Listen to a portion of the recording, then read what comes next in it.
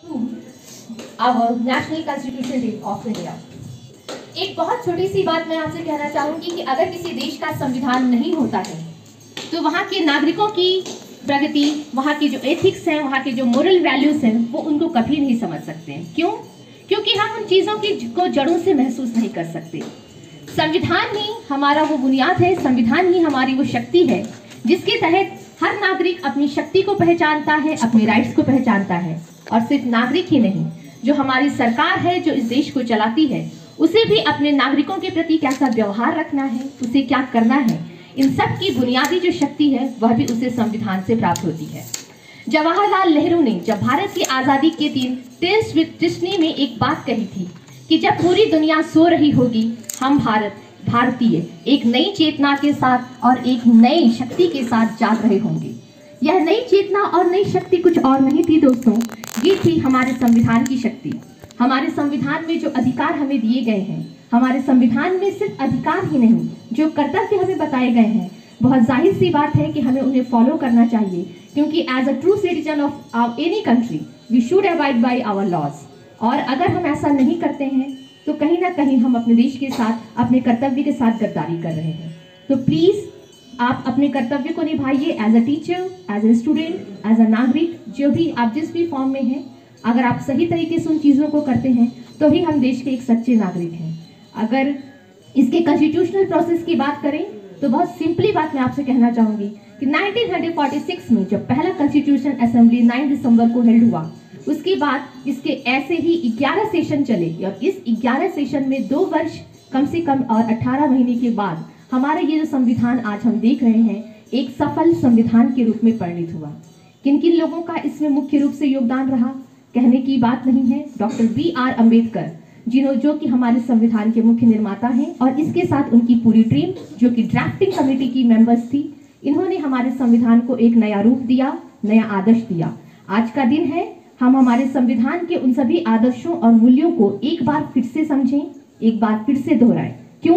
क्योंकि आज की वर्तमान परिस्थितियों में सिर्फ इसी एक लाइन के साथ मैं कहना चाहूंगी दोस्तों कि हम बिल्कुल इतने ज़्यादा प्राउड मोमेंट में है कि क्योंकि हम एक ऐसे देश के नागरिक हैं जहां हमें हर चीज़ का अधिकार है।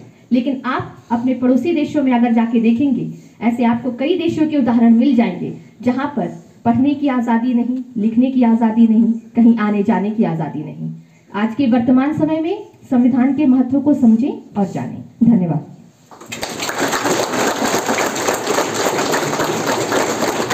धन्यवाद मैडम, आपने संविधान की मूल भावना अनुरूप अपने उद्बोधन में हमें संविधान के महत्व पर और बहुत ही अच्छी जानकारी साझा की। अब मैं संविधान की प्रस्तावना के पाठ के लिए और हमारे स्कूल लीडर सांगे डोमा भूटिया को आग्रह करूँगा कि वह आए और उसका पाठ करें, और आप सबको भी इसके साथ उसे दोहराना है। तो आप जो पाठ करेंगी उसमें एक एक शब्द बोलेंगी और सभी उस एक एक शब्द का जो है पाठ करेंगे, अनुसरण करेंगे। ठीक है जी। Please position.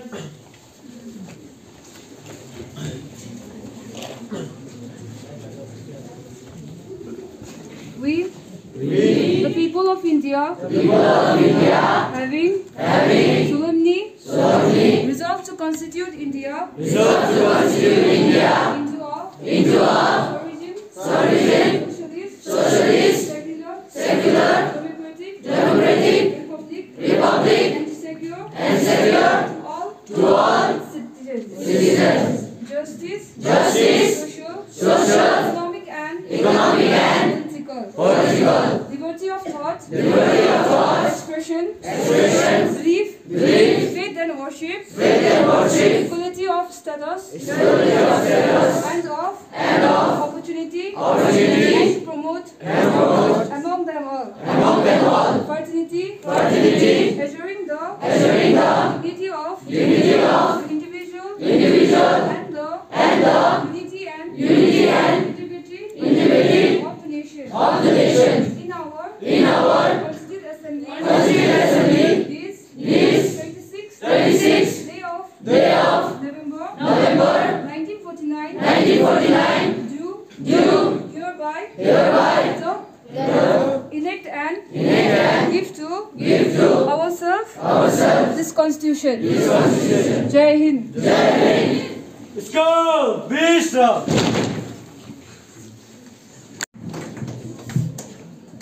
Good morning to one and all. आज के इस संविधान दिवस के कार्यक्रम में आप सभी को मेरी तरफ से हार्दिक शुभकामनाएं। और जैसा कि इस कार्यक्रम का नाम है संविधान अर्थात सम्यक विधान, और विद्यालय के संचालन के लिए भी एक विधान होता है और हम सभी को उस विधान का पालन करना चाहिए, चाहे वो शिक्षक हों चाहे वो छात्र हों। जैसे एक देश के नागरिक के रूप में हमारा कर्तव्य है कि हम संविधान के नियमों का पालन करें, उसी प्रकार से हमें विद्यालय में रहते हुए भी यहाँ के नियमों का पालन करना चाहिए। यह हम सभी के अधिकार भी है और कर्तव्य भी है, हमको उन दोनों का ध्यान रखना चाहिए। इन्हीं शब्दों के साथ मैं अपनी बात समाप्त करता हूँ। धन्यवाद। धन्यवाद सर।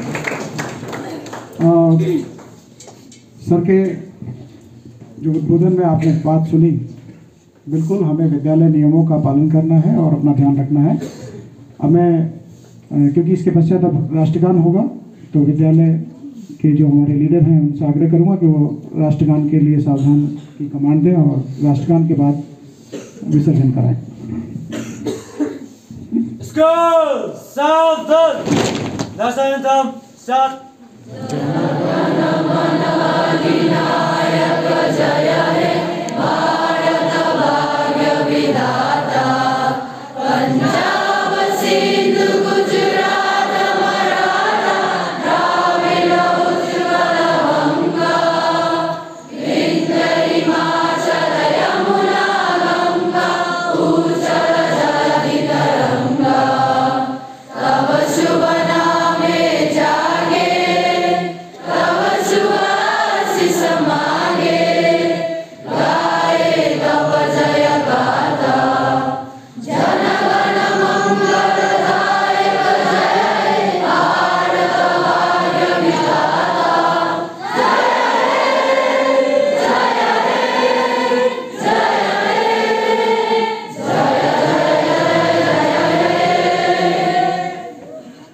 भारत माता की जय!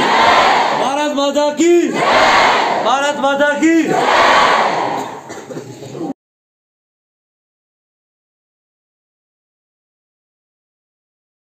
एक्टिविस्टों ने देश के उज्जवल भविष्य के लिए व्यवस्थाओं को निर्धारित करने के लिए मंथन किया था, और उसमें से संविधान रूपी अमृत हमें प्राप्त हुआ है, जिसने आजादी के इतने लंबे कालखंड के बाद हमें यहाँ पहुंचाया है। आज